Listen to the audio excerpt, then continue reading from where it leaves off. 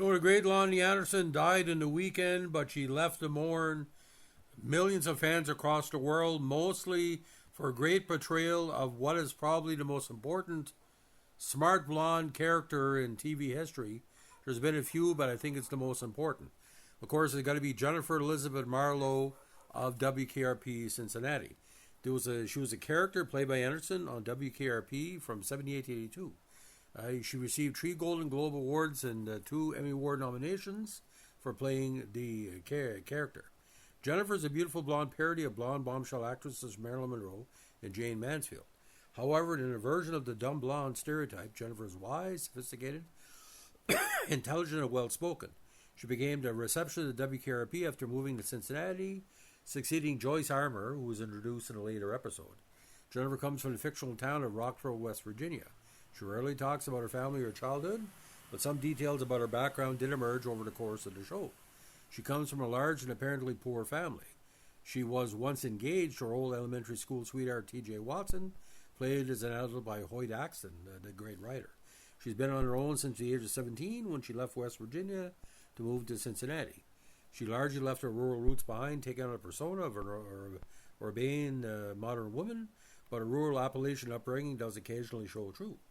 For example, when speaking to her mother on the phone, she slips out of her adopted standard American English accent and reverts into her native Appalachian accent. Although not overly religious, on at least one occasion, God talks to Johnny, the classic episode, she shows a remarkable ability to recite chapter and verse of the Bible from memory. Although she eschews her poor upbringing, she shows no sign of shame in it, and once became offended when Mrs. Carlson mistakenly referred to her hometown as a rock pile. After moving to Cincy, she soon attracted the attention of various wealthy older men, including Pat O'Brien. She rarely dates younger men, claiming, "I like older men better. They're so mature and kind, and they tire easily." Her dates, most of whom are never seen, show her with expensive gifts, allowing to live in a huge penthouse apartment with a piano and a doorbell that plays the song "Fly Me to the Moon" in the original network run, or "Beautiful Dreamer." Now, she did date someone as cute as her, I think it was Rex, but that didn't last long. In subsequent syndication, the original Fox Season 1 DVD release, Shout Factory restored the original doorbell chime for subsequent DVD releases. Also, through her wealthy boyfriends, she has made friends with a number of wealthy high society people, including Ronnie Reagan. She implies in one episode that the president offered her a job as Secretary of the Treasury, but she turned it down. Her most frequently mentioned boyfriend is someone referred to as the Admiral, who in one episode flies her to Bethlehem for Christmas, and that was the episode that everybody thought she'd be home alone, but she wasn't. The episode Jennifer and the Will introduces another, Colonel Buchanan, Pat O'Brien, who dies and makes Jennifer executress of his will. Though the papers portray Jennifer as a gold-digging floozy, it turns out that Jennifer asks the Colonel not to leave her any money. He exceeds her requests, leaving her only $1, the symbolic first dollar he ever made. Furthermore, when the video while recording of Buchanan specifies that the bulk of the estate be used as a celebration or parade for the veterans who serve under him, Jennifer immediately began preparing to fulfill his wishes while his greedy family protested this bequest. Now, Jennifer, again, is a receptionist at the AM radio station. She often sits at the desk in the lobby, sometimes watering the plants, but she answers the few phone calls the station gets and taking messages. Jennifer is very clear about what her job does and does not entail. She does not take dictation, type letters, or make her get coffee, and, if it gets busier, she'll need a pay raise. As she explains in one episode, "I am a receptionist. Receptionists receive. They offer comfort, provide support, answer a few calls. But they do not type unless it's for a very good cause." When asked if she belonged to a union, she says she's a member of the exclusive Sisterhood of Blonde Receptionists. They only meet in a secret location every once in a while. If you saw her minimum salary, you'd have a heart attack and die. The primary job at the station is providing support and comfort for Arthur Carlson, a befuddled middle-aged man whose sole qualification for management appears that his mother owns the station. Carlson avoids both work and controversy and depends on Jennifer to shield him from people and situations he wants to avoid. Jennifer uses various tactics, including telling people that he's dead or said he's playing with his toys. Now, in the first season episode, Mama's Review, it was revealed that Jennifer is the highest paid station employee with a salary of $24,000, well above the $17,500 salary of Johnny Fever, which is WKRP's highest rated DJ. However, there's never any suggestion of impropriety between Carlson and Jennifer. In fact, one of the running gags of the show is Carlton's almost childlike reliance on Jennifer as a maternal nurturing figure, perhaps due to the fact that Carlton's own mother was anything but nurturing. And although never spoken, it is evident that Mrs. Carlton considered Jennifer as something of an equal, especially in the infamous drinking episode where she comes in and, someone to watch over me. And, she hangs with Johnny in the booth drinking really bad liquor. Now, Jennifer was known for being the opposite of the Dom Blonde stereotype. Herb Tarlick had chased her for most of the series that pervaded television in the late 70s. She's extremely smart and shrewd and somewhat resentful of the fact that people assume she is dumb by associating the fact that she is attractive and built like a brick shithouse. A point that's played to humorous effect in an episode when Andy convinces all station and employees to fool a program doctor by acting 180 degrees off their true personality. Her strength and self-possession make her seem almost superhumanly competent. In the episode Ask Jennifer, she takes over as a host of a call-in advice show after the original host passes out from drugs, using her intelligence and knowledge to give easy, offhand answers to all her callers' questions, but she does not think enough about the potential consequences of the advice she gives.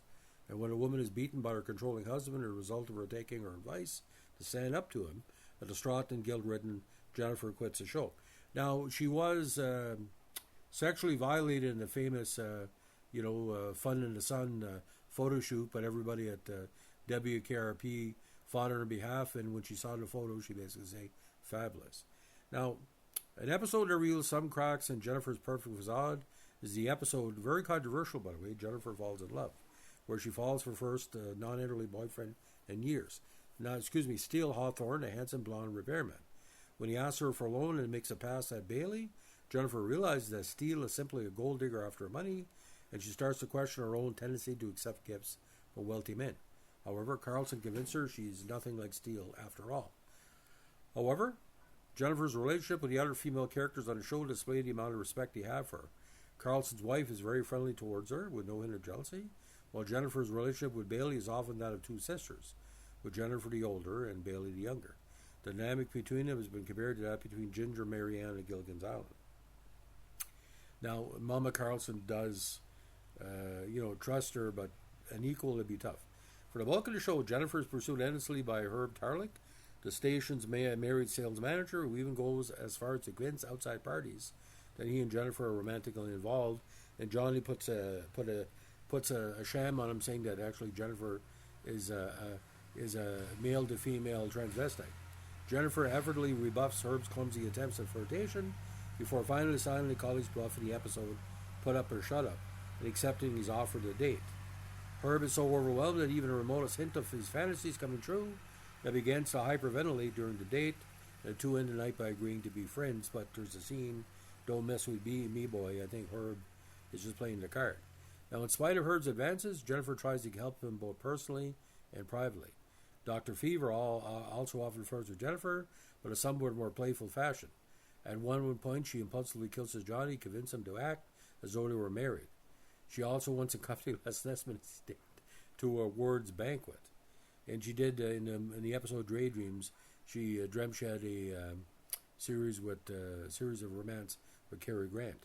She also performs mouth-to-mouth recitation on Andy Travis, played by Gary Sandy, who she later had an affair with in real life, was knocked unconscious in a tornado. Now, other memorable episodes was the I Do for Now with Hoyt Axton, and Filthy Pictures, of course, in which a sleazy photographer secretly takes nude pictures of Jennifer with the intention of selling them to Girly magazine, partly referenced in the famous nude photos of Marilyn Monroe, and Jennifer Moves, in which Jennifer moves to the suburbs and discovers that her neighbors are all seriously dysfunctional. Now, Anderson was recommended to the producers by Ross Bickle, Anderson's then husband, after Bickle had unsuccessfully auditioned for the part of Andy Travis. Anderson liked the series concept, but did not like the character as originally envisioned. After some negotiations, Anderson and Hugh Wilson reshaped the role into the current form. Bickle and Anderson divorced over the course of the series, after Anderson had an affair with the man who won the role of Andy Travis over Bickle, the very handsome Gary Sandy. Jennifer Marlowe is frequently cited as an example of changing gender roles and the breaking of stereotypes. Jennifer changes the blonde bombshell stereotype of Marilyn Monroe and Mansfield with a raised consciousness, increased sophistication, and unexpected intelligence. Now, Wilson envisioned the character as the smartest person in the room, if that person was Lana Turner. Now, Jennifer and Bailey offer a blonde brunette dyad typical of sitcoms in the era, providing contrasting portrayals of female sexuality, while at the same time both exploiting and defying the exploitation of jiggle TV genre of the area. Now, Bailey had her own sexuality, and especially, you know, the Russian episode was trying to defect. Woman with great body.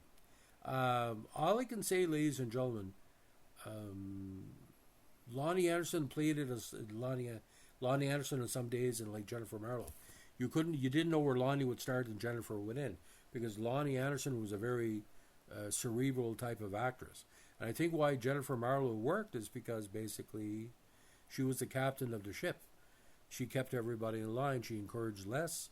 In like the famous episode where Les's new girlfriend takes away the tape where Les's walls would be, you know, she really gets mad. She'll stand up for her friends. But she had a great affection for Johnny and Andy. So give us a spin. I didn't know they were having an affair. I swear to God, they had chemistry, but I didn't think so much chemistry. And actually, a little piece of trivia: Andy Travis's brother on the show, Kayfabe Brother, was Randy Travis. So we saw it coming. So Loni Anderson, my God, what a loss, ladies and gentlemen. I'm still in shock myself. If you see the other podcasts I've done on Loni Anderson, please check them out. And I saw her first play that type of character, a more evil version, on Three's Company as John Ritter's or Jack Tripper's ex-girlfriend. Check out his episode, you can find it. So Loni Anderson, rest in peace.